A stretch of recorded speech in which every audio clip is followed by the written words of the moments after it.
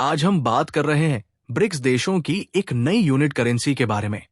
इसे एक अच्छा कदम माना जा रहा है क्योंकि ये मौजूदा फिएट करेंसी सिस्टम की सीमाओं के बीच आगे बढ़ने का एक व्यावहारिक रास्ता दिखाती है। इस वीडियो में हम समझेंगे ये यूनिट करेंसी क्या है, इसे किस सोच के साथ तैयार किया गया है और ये मौजूदा मौद्रिक व्यवस्था में कैसे फिट बैठती है। इस सोच की शुरुआत 2019 के एक अनुभव से जुड़ी हुई है।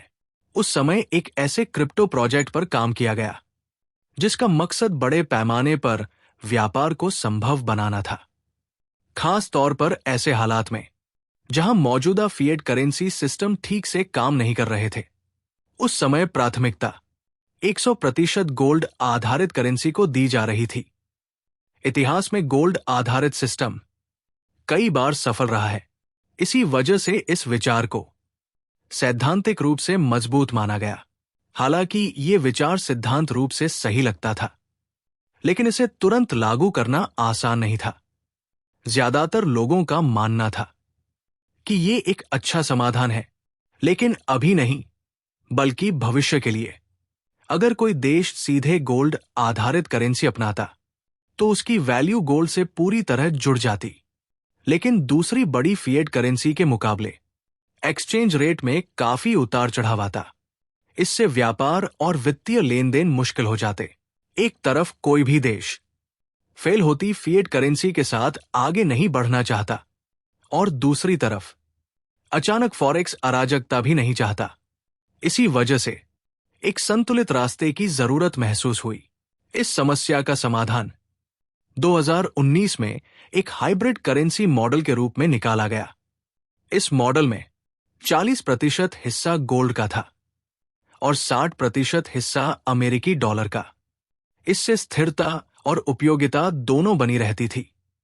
अमेरिकी डॉलर को इसलिए चुना गया क्योंकि यह वैश्विक फिएट करेंसी सिस्टम का एक प्रतिनिधि माना जाता है।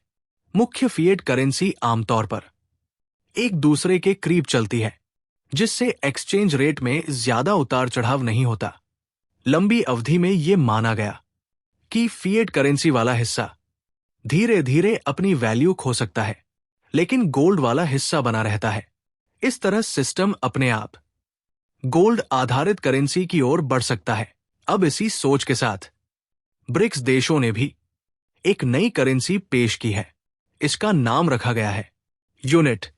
इसकी संरचना भी हाइब्रिड मॉडल पर आधारित है।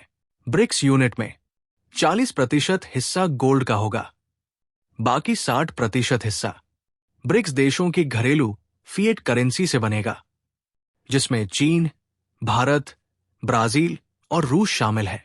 इस संरचना में गोल्ड लंबी अवधि की स्थिरता देता है, वही फिएट करेंसी का हिस्सा रोजमर्रा के व्यापार को आसान बनाता है।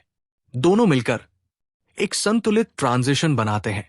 इस मॉडल का एक बड़ा फायदा यह है कि यूनिट के रिजर्व एसेट्स में सरकारी बॉन्ड्स को शामिल किया जा सकता है। इससे केवल गोल्ड बुलियन पर पूरी तरह निर्भर रहने की जरूरत नहीं रहती। आज के समय में गोल्ड आधारित बॉन्ड्स का बाजार सीमित है। 19वीं सदी के गोल्ड स्टैंडर्ड सिस्टम से यह स्थिति अलग है। इसी वजह से सरकारी बॉन्ड्स ज्यादा व्यावहारिक विकल्प बनते हैं। इतिहास में भी यूनिट नाम की एक प्रसिद्ध गोल्ड करेंसी रही है। बीजेंटाइन साम्राज्य की नोमिस्मा यूरोप की प्रमुख अंतर्राष्ट्रीय गोल्ड करेंसी थी। इसका अर्थ भी सीधे तौर पर यूनिट ही था।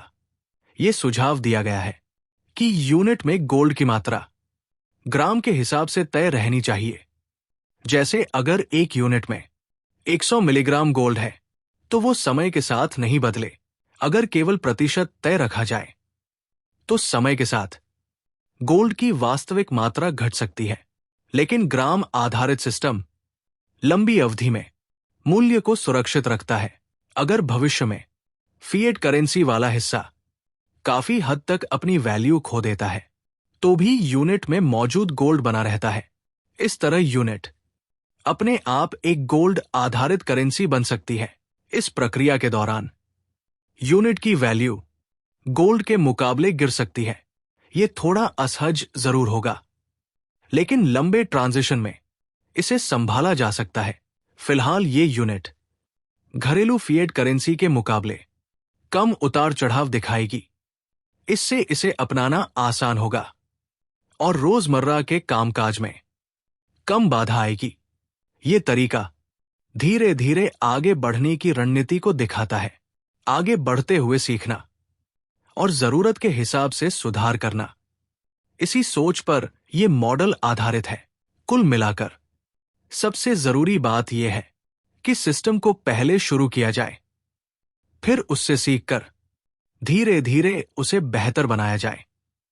ये बड़े जोखिम लेने के बजाय सुरक्षित और व्यावहारिक रास्ता दिखाता है।